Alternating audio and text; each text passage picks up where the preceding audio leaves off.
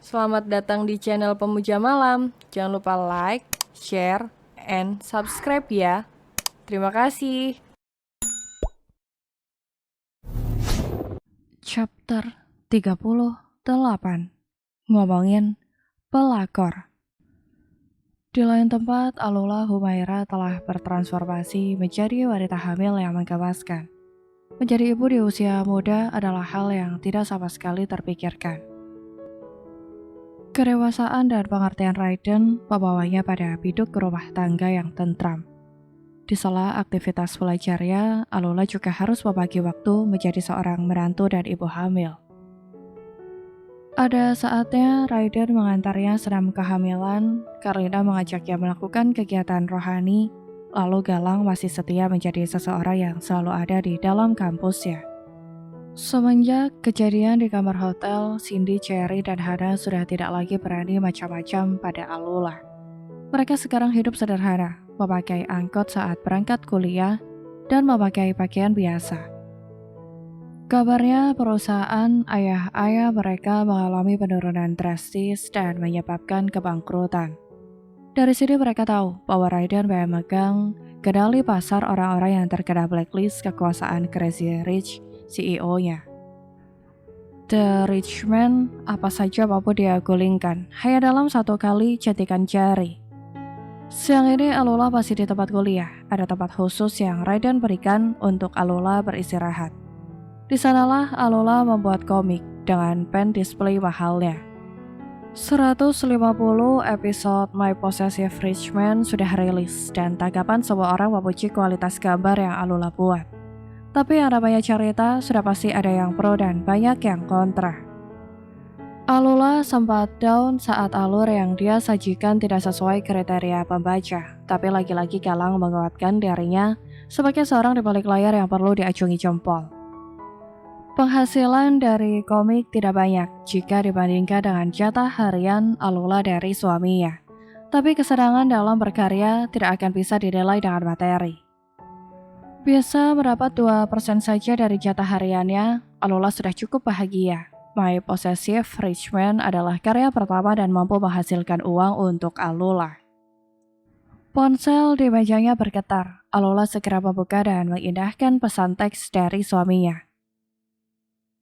Om suami, Om jemput. Pada akhirnya Raiden setuju dengan sebutan Om. Dahulu dia tidak biasa menyebut dirinya Om. Tapi Alula bilang itu supaya Raiden sadar umur. Iya, ini sudah selesai kok. Lola tunggu di kampus. Ayo lagi ada kelas, makanya Lola cuma sama Om Bas di sini. Kita jadi pergi ke dokter kan? Jadi sayang, I love you. Alula tersenyum manis membaca kata cinta yang setiap hari Raiden ungkapkan. Alula membereskan buku-bukunya lalu keluar dari ruangan khusus miliknya. Pasien bilang mau ke toilet. Biarkan Alula menunggu di luar saja. Baru mengayun kaki 2 kali satu pesan masuk membuat Alula menghentikan langkah seraya membuka ponselnya. Bang Galang, kenapa Bailu memilih Feng Yin? Kenapa tidak tokoh Richman-nya? Kenapa kamu membuat tokoh Richman-nya mendua? Apa ada hal yang bisa kamu jelaskan? Pesan dari Galang yang membuat Alula terkikik sambil menutup mulutnya. Kenapa Bang Galang sekepo itu? Gumamnya. Jadi dulu Lola bikin cerita itu tuh pas banget saat Lola mengalami dilema.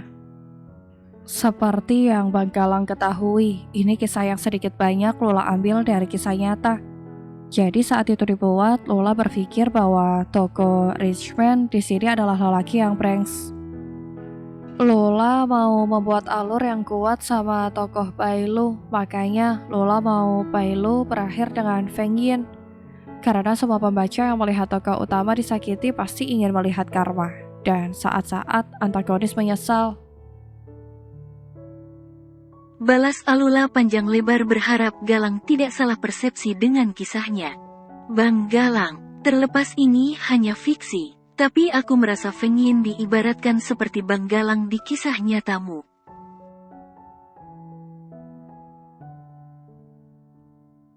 Bang Galang senang jika akhirnya Bailu dan Feng Yin bersatu meskipun hanya dalam cerita fiktif. Aku bahagia. Alula, Hanya itu yang mampu Alula kirim karena tidak tahu harus membalas dengan apa.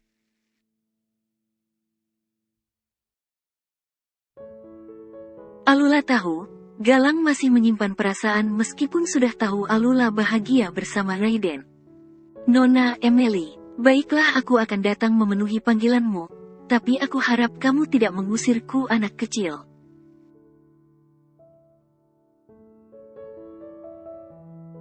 Pesan yang dikirim Emily menjadi antrian berikutnya.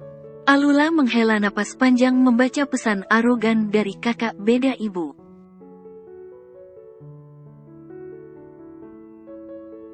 Dia kakakku. Setidaknya dia sudah tidak lagi mengejar suamiku. Acara 7 bulan nanti malam. Biarkan Nona Emily ikut memeriahkannya. Gumamnya pelan.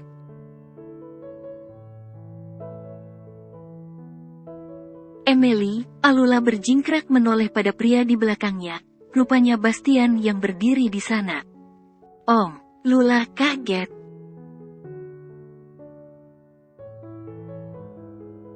Maaf Nyonya, Bastian terkikik. Sekarang Bastian sendiri yang menjadi bodyguard Nyonya mudanya. Aku dengar Emily akan diundang.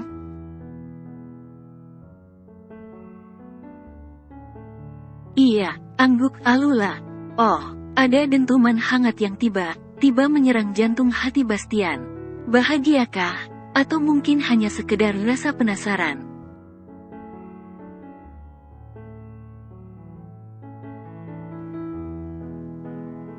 Kado dari Abimanyu sudah minggu lalu, hari ini Alula mendapati banyak perhiasan warisan turun-temurun dari Eyang.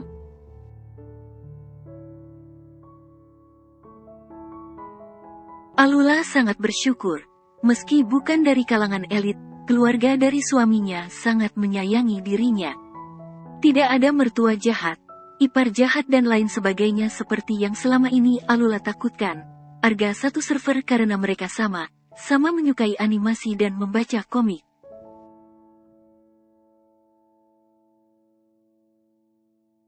Ayu satu usia makanya mereka sangat nyambung, tak ada topik yang terlewat saat bersama.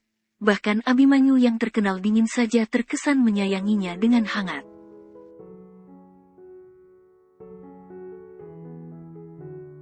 Acara 7 bulan telah tiba, ritual demi ritual pun telah dilewati.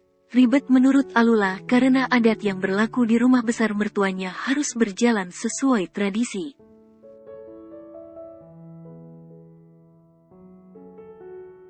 Pada kolam pemandian halaman belakang kaki Alula sedang dilulur oleh 2 orang wanita dengan racikan kunyit. Sore ini mereka membuat ritual seperti yang Eyang instruksikan.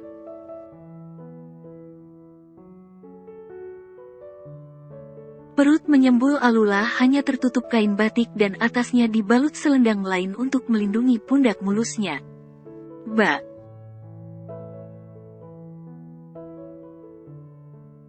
Alula sengaja mengajak ngobrol pelayan setelah matanya menangkap sosok perempuan berdiri di pojokan dengan bibir cemberut.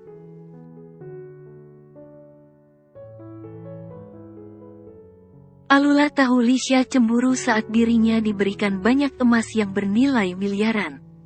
Iya Ndoro, sahut satu pelayan.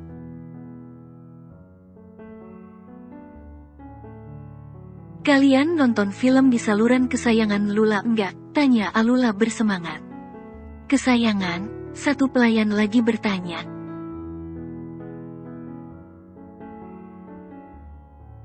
Iya. Filmku menangis yang tayangnya tiap hari dari pagi, siang, sore, malam ada terus, yang isinya pelakor sama azab, kata Alula.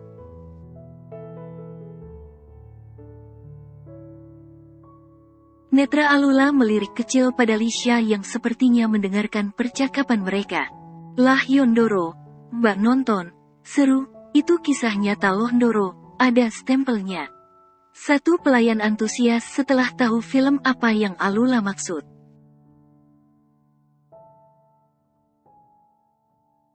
Seru kan? Jadi itu pelakor azabnya beneran dicor, sambung Alula. Iya, kemarin lebih sadis lagi Ndoro, pelakornya disantet sama anaknya istri pertama. Imbuh satunya.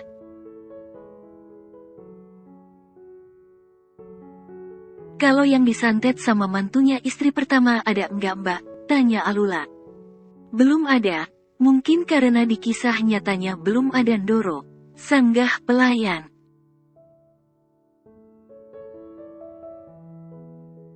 Wah, perlu dicoba. Alula menyengir.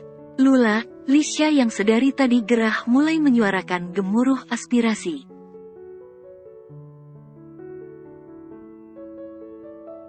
Iya tante, toleh Alula pura-pura terkejut. Kamu ngomongin aku? Lisha berkecak pinggang.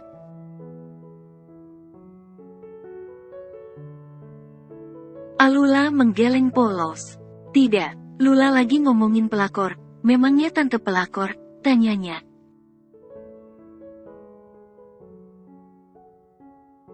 Lisha melangkah maju dan berdiri tepat di depan tubuh Alula. Kamu kan tahu aku istri kedua. Dan di luar sana, istri kedua identik dengan pelakor, jadi secara tidak langsung kamu membicarakan statusku. Tukasnya.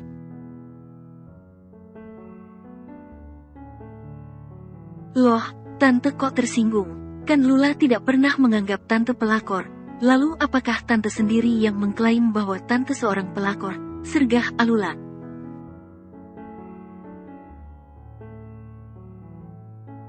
Lisha semakin geram dibuatnya, tapi jika diteruskan ribut dengan Alula sudah pasti Raiden semakin membencinya. Ah sudahlah, aku yang menjadi istri kedua pasti selalu salah di mata kalian.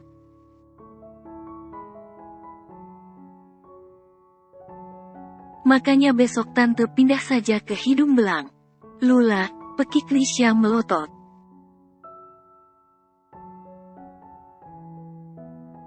Sayang. Suara berat nan merdu itu terdengar dari belakang tubuh Lisha. Lisha mengalihkan pandangan untuk tidak terus terpancing amarah. Sepertinya Alula memang sengaja menabuh genderang perang padanya.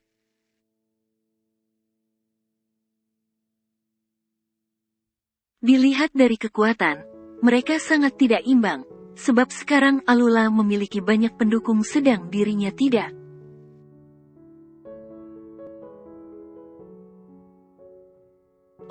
Alula menyengir menyambut kedatangan suaminya. Bak superhero di sore hari. Sudah selesai, Raiden berjongkok kemudian mengecup lembut pipi Alula. Ada wangi yang menusuk indera penciuman dan Raiden menyukainya.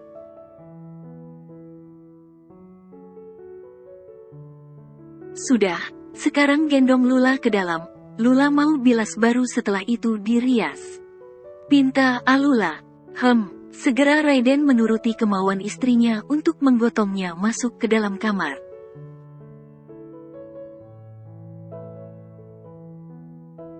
Lisha mendengus kasar. Rasanya ingin sekali mencekik bocah kecil yang sedang hamil besar itu. Semenjak ada Alula, Lisha tidak betah tinggal di sini.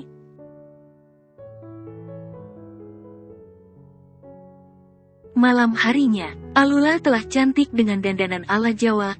Raiden sangat menyukai saat wajah bulat Alula dirias seperti ini. Bukan terlihat tua, Alula justru terkesan manis dan menggemaskan.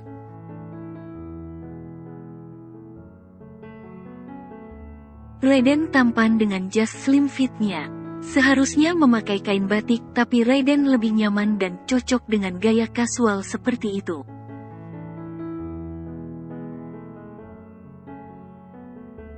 Ada Bastian juga di sisi kiri Alula sebagai bodyguard eksklusifnya. Semua orang hadir, termasuk keluarga Alula, yaitu Aryan dan Nakula.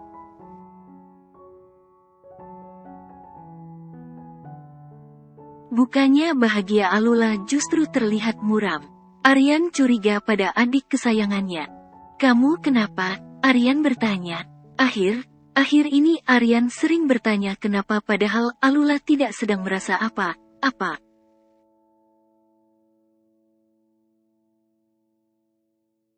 Sejatinya Aryan sendiri memiliki ketakutan bahwa suatu saat nanti, Alula mengetahui bahwa kematian orang tuanya karena Sylvia dan Aryan termasuk orang yang menyembunyikan kebenaran tersebut.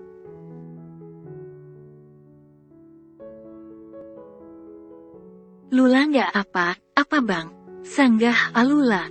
Baby lapar, tanya Raiden menimpa.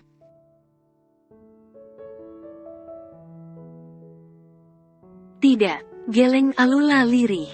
Lalu, mules.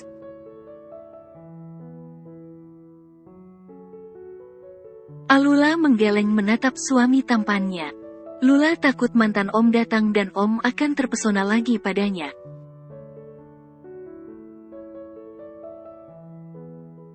Kenapa diundang, tukas Raiden?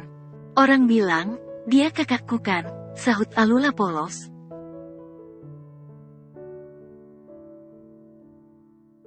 Kalau begitu cukup percaya pada suamimu, hanya kamu yang aku sayangi, cintai, bahkan candu. Alula meraih lengan Raiden.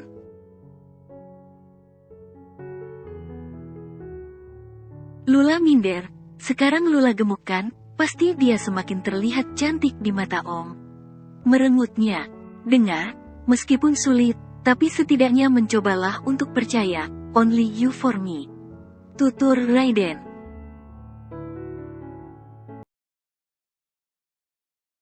Maaf Om, aku tahu semua ini karena Baby sangat menyayangiku.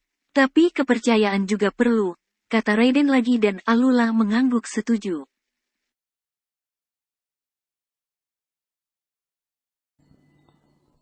Bersambung.